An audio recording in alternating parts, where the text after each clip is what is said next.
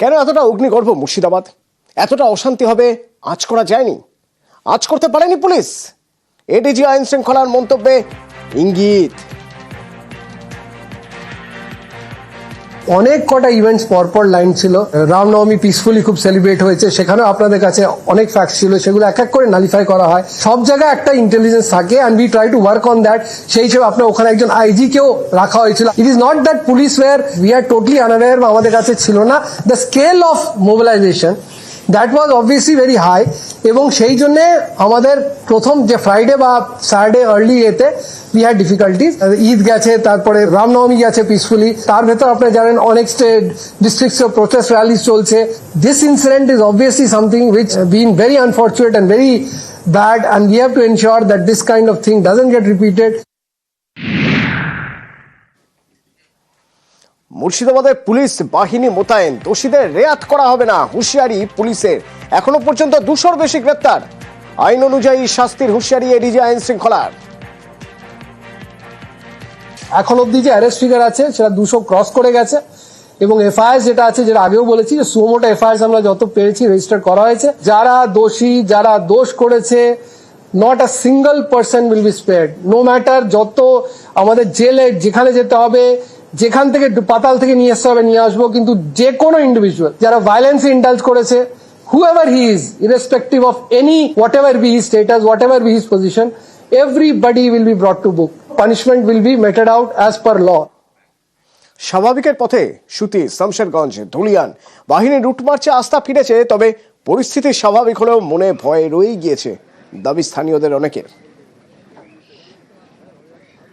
এখন ভালো আছে, কিছু জোর ঝামেলা নাই। আর জোর ঝামেলা অন্যদিকে হচ্ছিল, আর এখন শান্ত আছে সব জায়গাতে। মানে মনের ভিতরে একটু ভয়টা ঢুকে আছে মানুষের, আমাদেরও ভয় একটু ঢুকে আছে, কিন্তু আশা করি ঠিক হয়ে যাবে।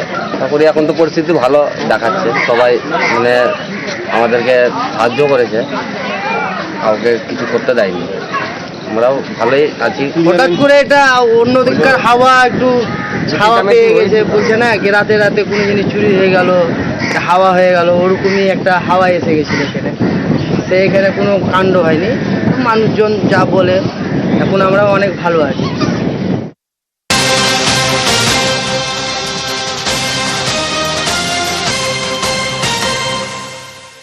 মুর্শিদাবাদের অশান্তিতে ধৃত 200-র বেশি। সুতি, শামশেরগঞ্জ এবং রঘুনাথগঞ্জে পুলিশ অভিযান চালায়, ধরপাকড় চলছে। কেন্দ্রীয় বাহিনী আর পুলিশের রুটমার্চও চলছে, ড্রোনের মাধ্যমে পরিস্থিতির উপর নজরদারি চলছে। এখনো পর্যন্ত 200 জনের বেশি গ্রেফতার হয়েছে। জঙ্গিপুরের পরিস্থিতি, শামশেরগঞ্জের পরিস্থিতি, সুতির পরিস্থিতি সম্পূর্ণ নিয়ন্ত্রণে আছে। বিএসএফ এবং সিআরএফের সঙ্গে রাজ্য পুলিশ যৌথভাবে টহলদারি চালাচ্ছে। প্রতিটি জায়গায় আমাদের ফোর্স আছে, ফোর্স কন্টিনজেন্ট আছে, সিনিয়র অফিসাররা আছেন। দোকানপাট স্বাভাবিকভাবে খুলতে শুরু করেছে, এবং আমরা আশা করছি সময়ের সঙ্গে সঙ্গে খুব দ্রুত শামশেরগঞ্জের পরিস্থিতি আরও স্বাভাবিক হয়ে আসবে। এবং যারা ঘর ছেড়েছিলেন, ঘর ছাড়াদের মধ্যে আমরা 19 জন ঘরে ফিরে এসেছেন, এবং আমাদের কাছে খবর আছে আরও 100 জন শীঘ্রই ঘরে ফিরবেন। এবং যারা ঘরে ফিরছেন তাদের নিরাপত্তা, তাদের যে কোনো ধরনের সমস্যায় আমরা প্রস্তুত আছি। তাদের সব রকম সাহায্য তাদের থেকে রাজ্য প্রশাসনের থেকে করা হবে।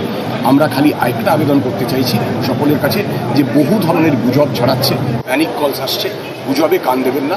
পুলিশ সতর্ক আছে, বিএসএফ সিআরপিএফও আছে, রাজ্য পুলিশ তো আছেই। প্রত্যেকটি জায়গা আমরা টহল দিচ্ছি, প্রত্যেক জায়গায় আমাদের নজর আছে। পরিস্থিতি আপাতত সম্পূর্ণ নিয়ন্ত্রণে আছে। শামশেরগঞ্জে বাবা ছেলেকে কুপিয়ে খুন, অভিযুক্তদের খোঁজে তদন্ত চলছে, দোষীদের কাউকে রেয়াত করা হবে না বলে হুঁশিয়ারি। কমপ্লেন নিয়ে স্পেসিফিক কেস ইমিডিয়েটলি আরম্ভ হয়ে গেছে। It's a very bad case. Top priority থেকে, এই জন্যই যেটা বললাম, সব সিনিয়র অফিসার আছেন, যারা যারা জড়িত ছিল, যারা যারা ওখানে গেছিল, যারা যারা অ্যাক্ট ক্যারি আউট করেছে, not a single person will be spared. যারা ওখানে ছিল, যারা গেছিল ফর হোয়াট এভার পারপাস, লুটের জন্য হোক, সবাই কিন্তু ইকুয়ালি কনভেন্টাস। যারা মেরেছে এবং যারা ছিল, will ensure that all of them are brought to book. অশান্তি চের গুজব ছড়ানো রুখতে ইন্টারনেট পরিষেবা বন্ধ করে দেওয়া হয়েছে। জেলার বেশ কয়েকটি জায়গায় ইন্টারনেট পরিষেবা বন্ধ, এমনকি মালদা এবং বীরভূমের কিছু এলাকাতেও ইন্টারনেট বন্ধ রাখা হয়েছে, যা বন্ধ থাকবে আগামীকাল রাত 10টা পর্যন্ত।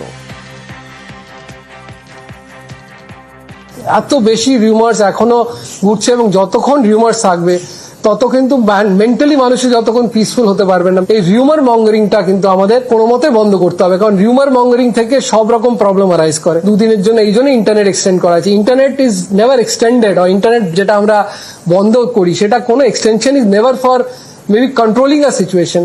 এটা রিউমার মঙ্গারিংটাকে বেসিক্যালি বন্ধ করার জন্য। কিন্তু শামশেরগঞ্জে তো দোকানপাট খুলছে না, তার ফলে বাহিনীর খাবার কোনো ব্যবস্থা পাওয়া হচ্ছে না। শেষমেশ দেখা গেল কালী মন্দির কমিটি বাহিনীর খাওয়ার ব্যবস্থা করছেন। প্রণব রয়েছেন আমার সঙ্গে। প্রণব, তাহলে একটা বেশ সংকটের জায়গা তৈরি হয়ে গিয়েছিল, সেই সংকটের জায়গাটা অন্তত মিটলো।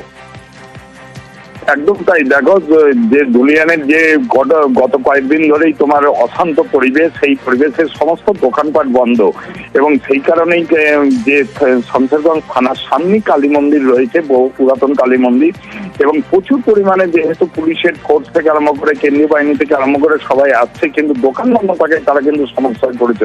তাই এই গত 3 দিন ধরে তারা কিন্তু খাবার, পুরো পুলিশ ফোর্স যত আসছে তাদেরকে কিন্তু খাবারের ব্যবস্থা করেছেন দুবেলাতে, এবং সেই খাবারই কিন্তু খাচ্ছেন। একাধিক পুলিশ কর্মী যারা রয়েছেন বা কেন্দ্রীয় বাহিনীর যারা আসছেন তারা কিন্তু দুবেলা করে কিন্তু সেখানেই খাবার খাচ্ছেন, এবং এইভাবে কিন্তু খাবার সরবরাহ করা হবে বলে কিন্তু পুজো কমিটির যে মন্দিরের যে কমিটির লোকেরা রয়েছেন তারা কিন্তু জানিয়েছেন। শুধু পুলিশ কর্মীরা যারা আশেপাশের গাড়ি থেকে আরম্ভ করে যারা সাধারণ মানুষ যারা বেরোচ্ছেন, যাদের দোকান পাকার বন্ধ সমস্যায় পড়ছেন, তারা কিন্তু ওখানেই খাবার খেয়ে কোনো রকম ভাবে দিন কাটাচ্ছেন। ধন্যবাদ। ওয়াকফ আইনের প্রতিবাদ করতে কলকাতায় আসতে চেয়েছিলেন আইএসএফ কর্মী সমর্থকরা, কিন্তু বাসন্তী হাইওয়েতেই তাদের আটকে দেওয়া হয়। এরপর বাসন্তী হাইওয়েতে তারা অবরোধ করেন। শিয়ালদায় ওয়াকফ প্রতিবাদ কর্মসূচি, আর সেই কর্মসূচিতে যোগ দিতে বিক্ষোভকারীরা কলকাতায় আসতে চাওয়ায় বাধা দেওয়া হয়। এই অভিযোগে ভোজেরহাটে আইএসএফ কর্মীদের বিক্ষোভ, এবং এই বিক্ষোভ অবরোধ সরাতে পুলিশের লাঠি চার্জ। গার্ডরেল ভাঙতে গেলে লাঠি চালায় পুলিশ।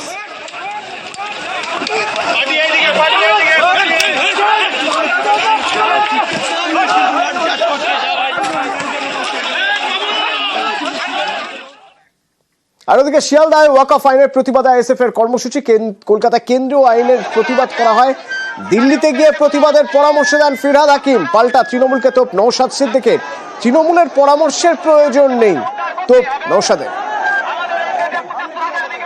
যারা এখানে করছেন তারা নিজেদের জাহির না করে, যদি সত্যি ওয়াকফ বিলের বিরুদ্ধে হয়, যান দিল্লিতে গিয়ে প্রোটেস্ট করুন। এখানে প্রোটেস্ট করে কি হবে? এখানে তো মুখ্যমন্ত্রী বলেছেন যে ধর্ম নিরপেক্ষতার স্বার্থে আমরা কোনো রকম এরকম কোনো করবো না যেটাতে কোনো ধর্মের আঘাত হয়। পার্লামেন্টে যারা ওয়াকফ বিলের বিরুদ্ধে ভোট দিয়েছিল তাদের মধ্যে বেশিরভাগই হচ্ছে হিন্দু সম্প্রদায়ের মানুষ। সুতরাং এটা কোনো ধর্মের ব্যাপার নয়। ওয়াকফ বিল একটা কনস্টিটিউশনকে, ভিত্তিটাকে নষ্ট করার বিল, যেটা নিয়ে সবাই ধর্মনিরপেক্ষ পুরো সোসাইটি লড়াই করছে। রাজ্য সরকার বলছে ওয়াকফের বিরুদ্ধে লড়ছি, আর ওয়াকফের বিরুদ্ধে আন্দোলন হচ্ছে, আর সেখানে আটকাচ্ছে। এর জন্য তো বোঝাই যাচ্ছে সে কোথায় করতে হবে। ফিরহাদ হাকিমকে শিখাতে হবে নাকি?